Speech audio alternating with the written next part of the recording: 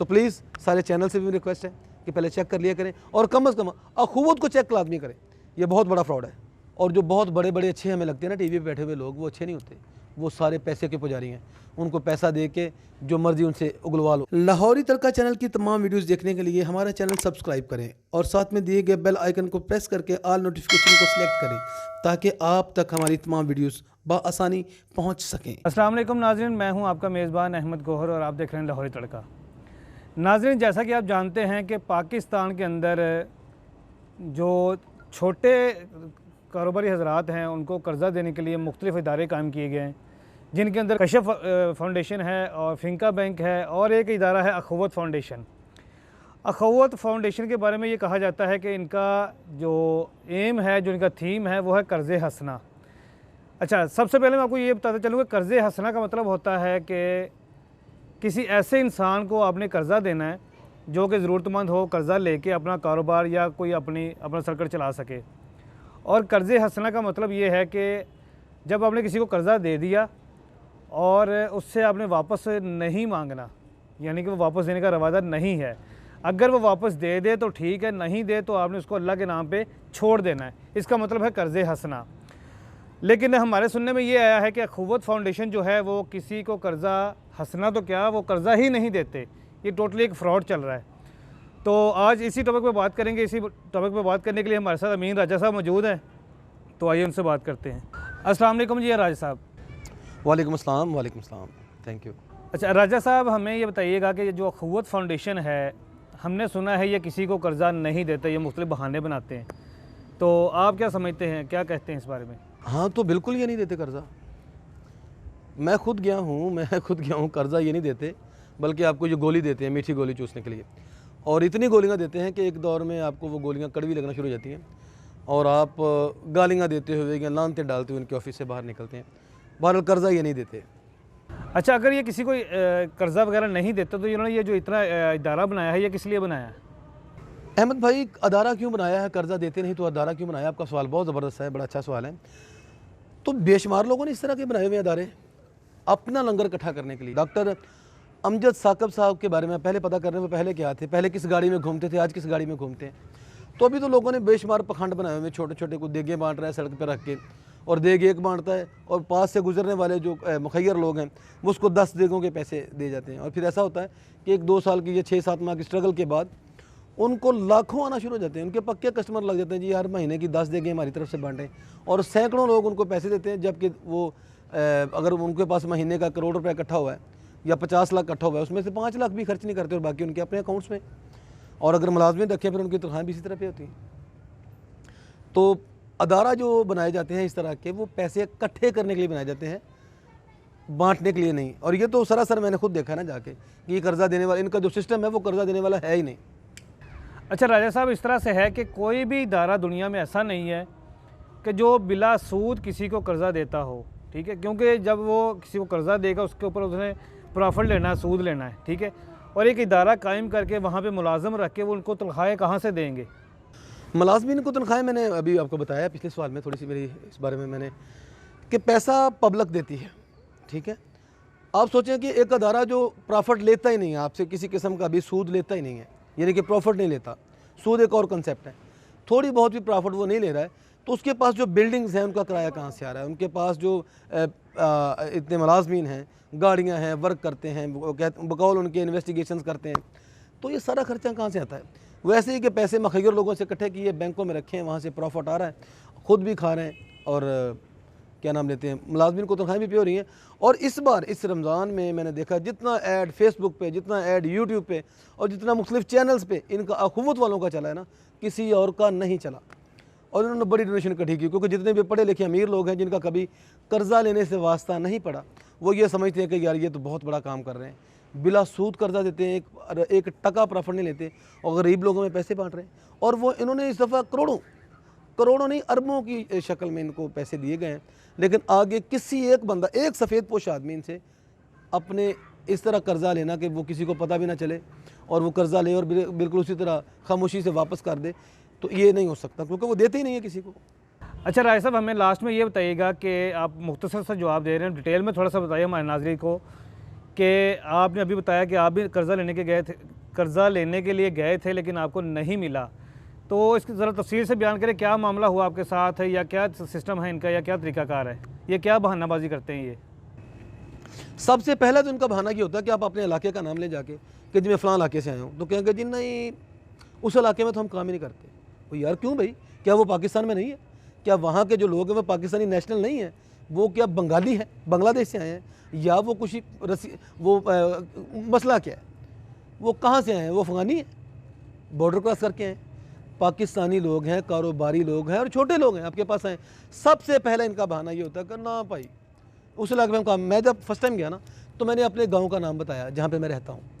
मैंने कहा जी मैं फ़लाँ जगह से आया हूँ, तो टाउनशिप में इनका बहुत बड़ा एक ऑफिस है, मैं वहाँ पे गया तो उन्होंने कहा नहीं जी नहीं उस गांव में तो हम काम नहीं करते। मैंने कभी क्यों, उस गांव के क्या लोग नहीं है, वो जंगल है, वहाँ से क्या बंदर आते हैं आपके पास लेने के लिए करते हैं? इंसान ही आते हैं ना, क्या वो पाकिस्तान में नहीं है? आपका ऐलान है कि पूरे पाकिस्तान में हम काम कर रहे हैं, और लाहौर शहर हार्ट ऑफ पाकिस्तान उसके अंदर एक इलाका है और मेन अप्रोच है बेहतरीन, और वहाँ पर आप कह रहे हैं कि मैं हम काम नहीं करते। अब जब आप लोगों को दिखाने के लिए मैंने एक वीडियो बनाई है, अभी अहमद भाई को मैं कहता हूँ वो चलाएंगे जैसे ही प्रोग्राम ख़त्म होगा। अभी लास्ट टाइम जब मैं इनके पास गया हूँ सिर्फ चेक करने के लिए, क्योंकि मुझे तो पहले ही सारा पता था ना कि इनका सिस्टम क्या है, तो मैं सिर्फ वीडियो में हल्का सा उसको कैप्चर करने के लिए ताकि आप लोगों को दिखा सकूँ। मैंने खुफिया कैमरा अपनी जेब पे लगाया हुआ था, तो गया हूँ। तो अब मैंने अपना इलाका चेंज करके बताया, थोड़ा सा पोश इलाका बताया मैंने कि जी मैं इस इलाके का रहने वाला हूँ। तो उन्होंने कहा जी हम वहाँ पर भी काम नहीं करते हो। मैंने उनसे कहा भाई तुम काम करते कहाँ पर हो?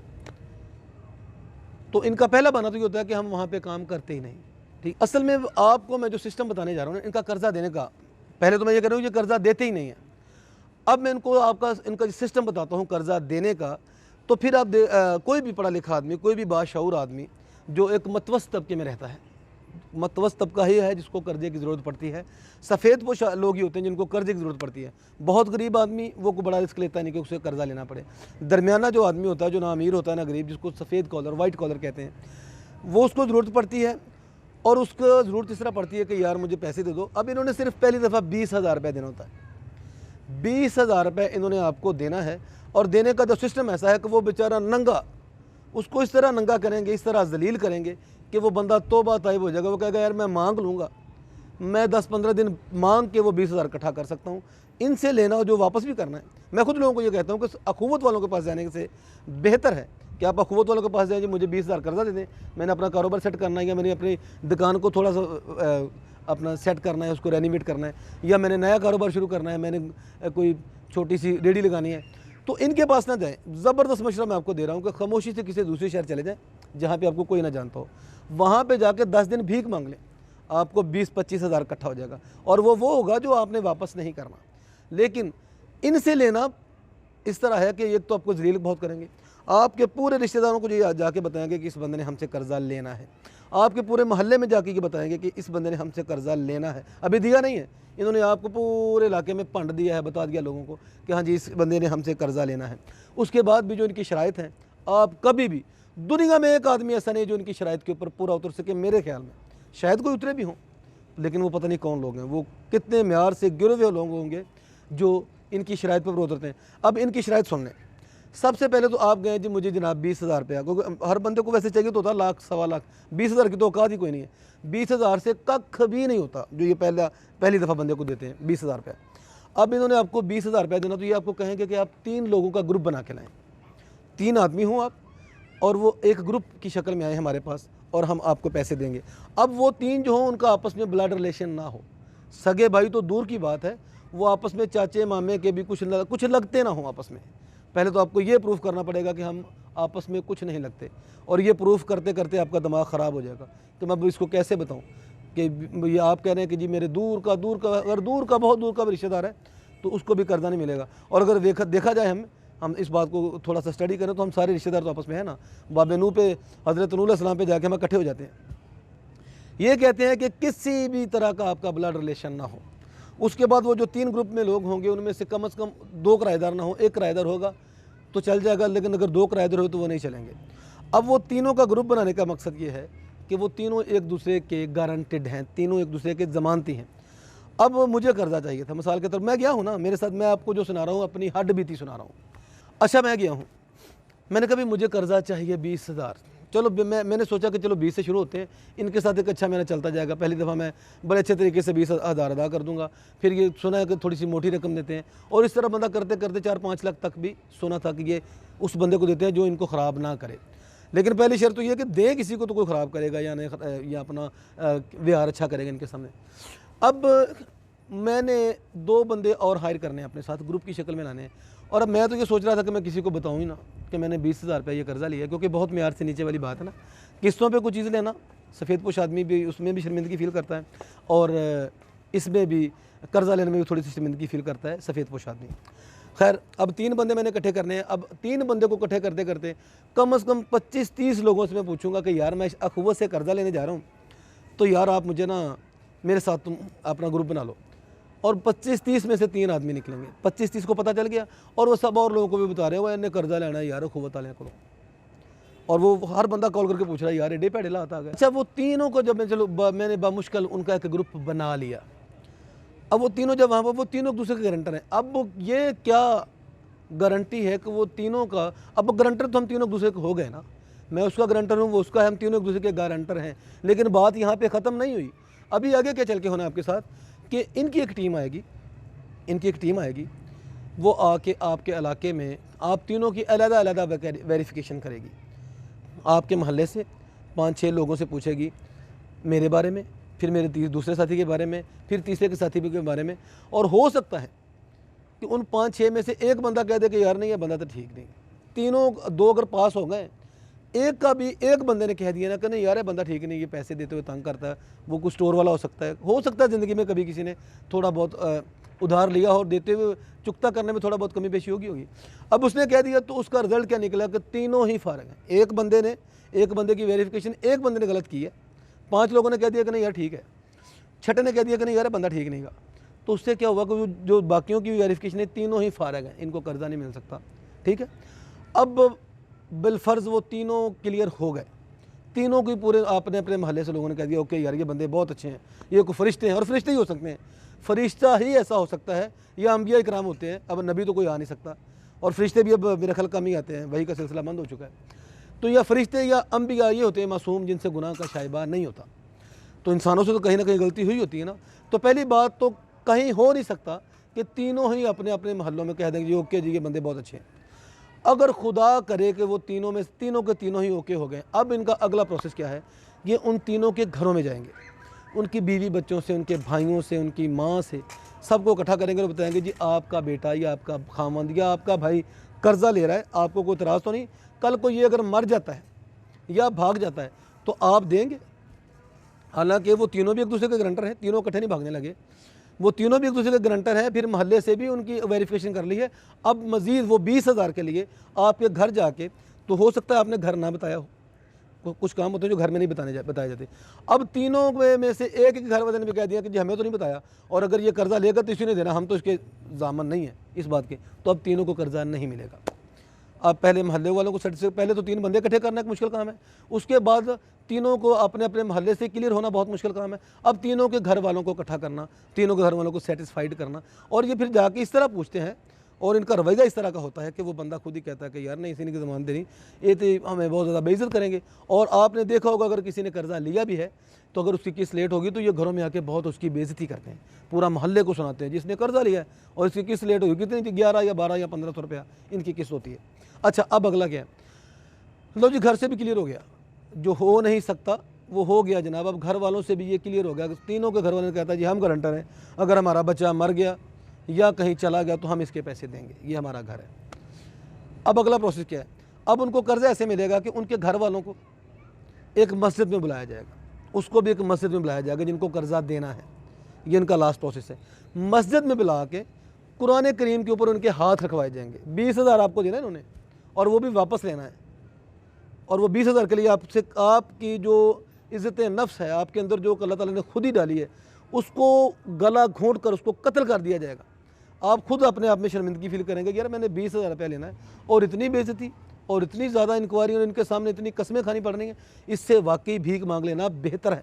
अब मस्जिद में ले जाएंगे आपको, पहले आपसे हल्फ लिया जाएगा कुरान करीम के ऊपर कि जनाब आप हमारा ये पैसा जो हम आपको 20-20 हज़ार दे रहे हैं बिल्कुल सही तरीके से जो रूल्स हैं हमारे उसके मुताबिक किस्तों में अदा करेंगे, आप भागेंगे नहीं। आपने वहाँ पे हल्फ दिया है, हालांकि आपकी वेरिफिकेशन 3-4 जगहों से हो चुकी है और आप तीनों आपस में गारंटर भी हैं, लेकिन फिर भी है क्या कि अभी मस्जिद में आपके ऊपर आपसे कुरान के ऊपर हल्फ लिया जा रहा है। उसके बाद क्या है कि आपके घर वालों से भी, आपकी बीवी से या आपकी माँ से या आपके भाई से, जो बंदा आपको कह रहा है कि आपके मरने के बाद या आपके कहीं चले जाने के बाद मैं दे रहा हूँ, उससे भी कुरान पे के ऊपर हल्फ लिया जाएगा कि यार अगर ये इसको कुछ हो गया या ये कहीं चला गया तो इसका मैं हल्फ देता हूँ कि मैं इसके पैसे अदा करूँगा। अब आप सोचें कि इतने बड़े प्रोसेस से कभी कोई बंदा पास हो सकता है, और अगर कोई पास हो सकता है तो वो पता कौन लोग हैं? ये कुछ फ्रॉड लोग होते हैं जो मांगने वाले लोग नहीं होते। ये हर वक्त एक्टिंग करके कोई बाजू गायब करके ऊपर कमीज़ पहन के मांग रहा है, कोई लंगड़ा बन के, कोई नकली अंधा बन के, ये लोग फिर एक पूरे प्लान के तहत, और आप कभी चेक करें इनको खुदा का खौफ भी नहीं होता, बल्कि ये खुदा से वाकिफ़ ही नहीं होते। ये जो गदागर लोग हैं ये खुदा को जानते नहीं होते, तो एक प्लान करके ये लोग इनसे शायद ले लें। लेकिन सफ़ेद पोश आदमी, दुकानदार आदमी जिसको वाकई पैसों की ज़रूरत है, जो चाहता है कि मेरा थोड़ा सा बिज़नेस चल जाए, मेरे बच्चे स्कूल की फ़ीसें आराम से मैं पे कर दूं, जो घरों के अपने घर के बिल अदा कर दूं, दुकान का किराया अदा कर दूं, ये थोड़े से पैसे मिलेंगे, मैं अपने दुकान में सौदा और डाल लूँगा और 1500 को 1700 किस्त मैं अदा करके आहिस्ता आहिस्ता उतार दूँगा। अगली दफ़ा मैं इनसे कर्जा थोड़ा सा बढ़ा के ले लूँगा। असल में ये वो लोग होते हैं जो कमेटियों से तंग आए होते हैं, तो वो कोशिश करते हैं कि इनके पास जाएँ। मैंने काफ़ी स्टडी की है डॉक्टर अमजद साकब साहब को, और मेरे ख्याल में बड़े पढ़े लिखे और बड़े शरीफ आदमी हैं। ये इनकी बुक भी मेरे पास है, अखुवत का सफ़र, मैंने ये पढ़ी है काफ़ी हद तक। इसमें बहुत बड़े बड़े झूठ मुझे इसमें नज़र आए हैं कि जैसे हो नहीं सकता, मुआशरे में ऐसे नहीं होता, किताबी बातें और होती हैं और प्रैक्टिकल बातें कुछ और होती हैं।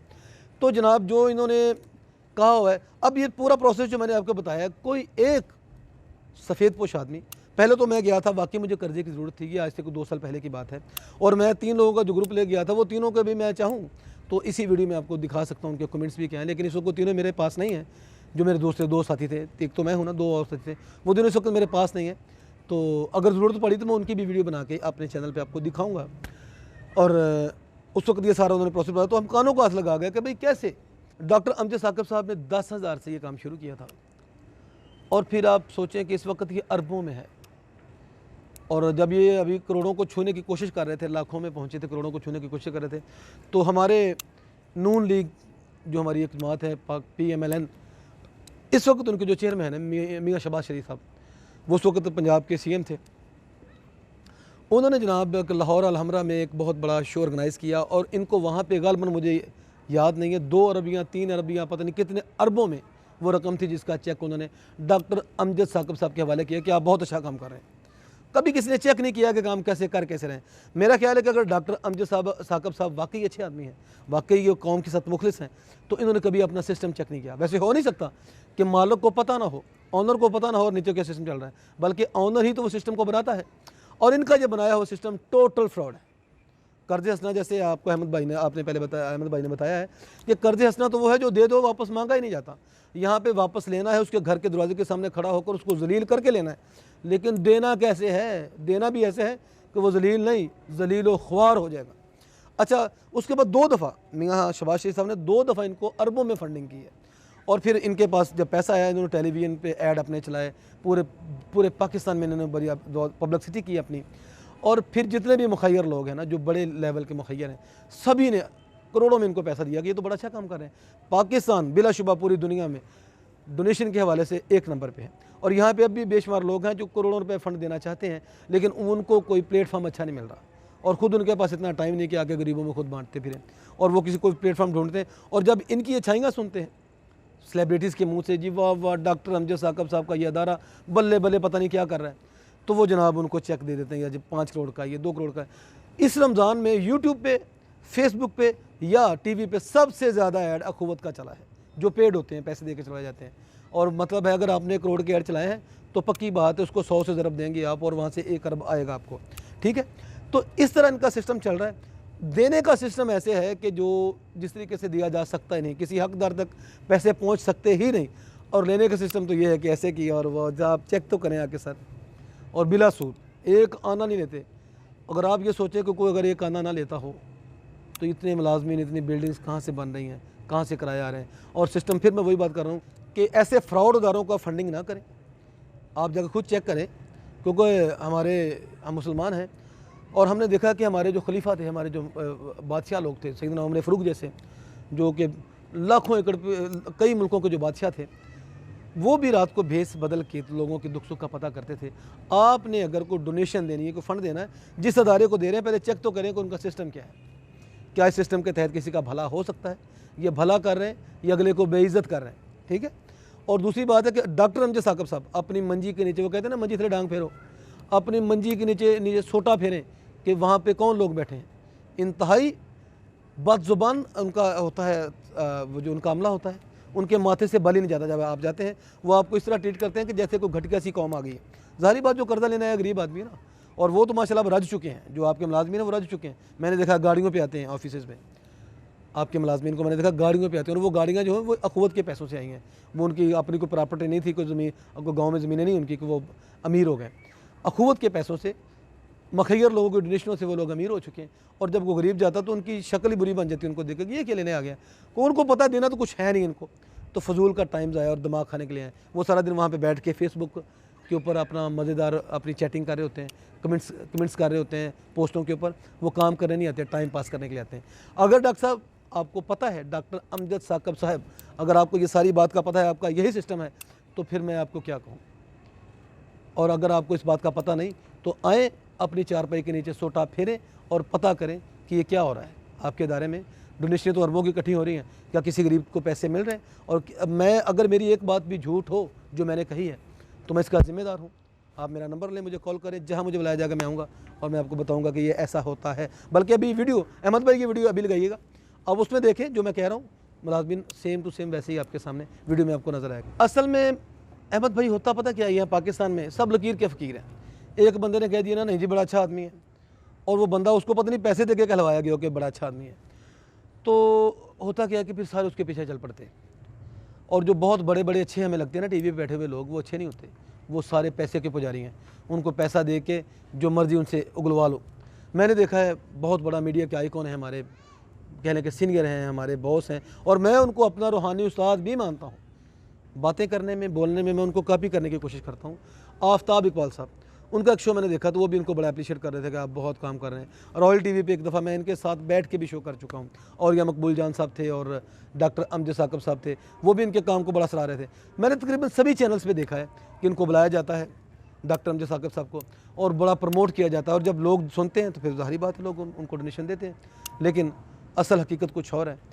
चैनल्स को भी चाहिए कि पहले चेक कर लें कि जिस बंदे को हम, जिसकी वाह करने लगे हैं, जिसको हम अभी प्रमोट करने लगे हैं, क्या वो इस काबिल है, क्या वाकई उसका सिस्टम ऐसा है कि गरीबों का भला हो रहा है या सिर्फ उनका अपना ही भला हो रहा है। तो प्लीज़ सारे चैनल से भी रिक्वेस्ट है कि पहले चेक कर लिया करें, और कम अज़ कम अखुवत को चेक लाजमी करें। ये बहुत बड़ा फ्रॉड है।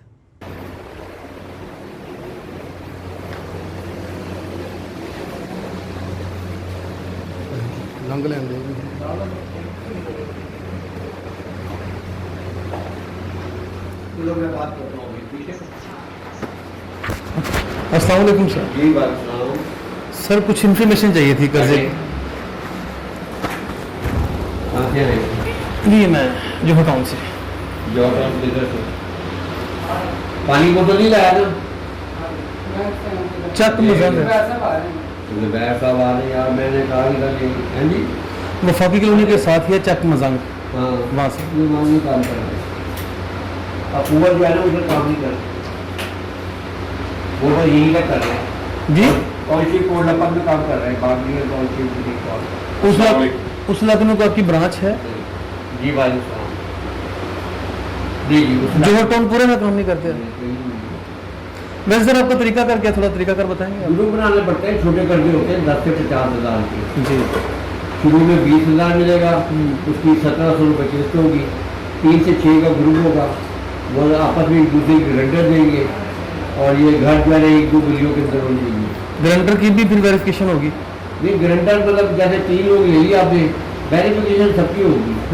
3 लोग हो गए, तीनों ने मिलकर एक दूसरे की गारंटी देंगे और तीनों को पैसे मिलेंगे, अपने अपने काम करेंगे, लेकिन पैसे तीनों के इकट्ठे ही जमा होंगे। किस्त जमा होगी। हाँ। नहीं, अब तीनों को जब आप तीनों एक दूसरे गारंटर हो गए हैं, अब उन तीनों की वेरिफिकेशन भी होगी अलग-अलग से। हाँ, वेरिफिकेशन भी होगी। उसके बाद उनके घर वालों से भी जाके पूछा जाएगा। फैमिली मेंबर शामिल होंगे भी में, फैमिली मेंबर मतलब नहीं, हम पढ़ते ये हैं अखुवत के बारे में कि ये ना मतलब सफेद पोश आदमी को देते हैं जो मांग नहीं सकता। तो ये सफेद पोश बंदा तो पूरे मोहल्ले में गंदा हो गया पहले ही आपने कर गंदा दिया। कैसे हो गया? सर आप मोहल्ले से जब आप वेरिफिकेशन करेंगे तो वो भी तो पता चल जाएगा कि मोहल्ले। और जब मैं मुझे चाहिए तो मैंने अब ग्रुप कर लिया और लोगों को पूछना है, 20 लोगों से पूछूंगा 2 मिलेंगे, 20 को पता चल गया कर्जा लेने लगा, सब पता चल जाएगा। मेरे खानदान में मैं पूछूंगा यार किसी ने कर्जा लेने तो यार ग्रुप बना ली, तो बात तो सारी ओपन होगी, तो फिर क्या इसमें प्राइवेसी का है। इतनी बड़ी गली मोहल्ले वाले यहाँ पे मुझे- हमारी ब्रांचें बनी हुई है ना, जी जी वो हमने कोई डिफेंस में या मॉडल में नहीं बनाई जो किसी को ना पता हो एक दूसरे के हालात। लेकिन जिन इलाकों में हमने बताई हुई ना, उसमें 10 घर इधर 10 घर उधर, तमाम लोगों को एक दूसरे का हालात पता होता है कि भाई आज यहाँ क्या पका है और ये पक्का भी है कि नहीं पका है कोई, या इनके बाद क्या हालात चल रहे हैं। तो वो एक जैसे लोग होते हैं, उनको सब नहीं सर, ऐसा मैं अपनी बात कर रहा हूँ, मैं भी पाकिस्तानी शहरी हूँ ना सर, मैं को कौन सा चाइना से दिन आया, अब मुझे नहीं मिल सकता क्योंकि जिस इलाके में मैं रहता हूँ वहाँ पे ये सर्विस नहीं है, कैसे मिल सकता। मैं पहले शादी खुई में रहता था, उस वक्त भी 1 साल पहले आया था, उन्होंने कहा जी आपकी शादी खुई में हम काम नहीं करते। अब मैंने अपना मकान ले लिया चक मजान में, एक वफाकी लुंडी में, अब ये करें वहाँ पे भी हम काम नहीं करते, मतलब मेरे जैसा माड़ा बंदा तो फिर ये वो तो नहीं ले सकता, कभी नहीं ले सकता। और कर्ज की और फिर उसके बाद सर एक और इनकी शर्त है कि जब आपकी सारी वेरिफिकेशन जो इम्पॉसिबल है वो हो गई है, तो उसके बाद आपको मस्जिद में बिठा के वहाँ पे भी आपसे हलफ लिया जाएगा, फिर आपको पैसे देंगे, तो बड़ा मुश्किल नहीं हो तो जाएगा। एक ही पर्सनल वेरिफिकेशन पे ले लें बस, बाकी तो वो जो इधर उधर के वो लंबे हैं वो प्रोसीजर वो उसको खत्म होना चाहिए पर्सनल वेरिफिकेशन पे। चलिए खैर ठीक है, हम असल में लगता है ऐसा है कि मतलब एक वो तरीका का कोई और है, इस तरह को मिल सकता ही नहीं है। चलिए थैंक यू जी।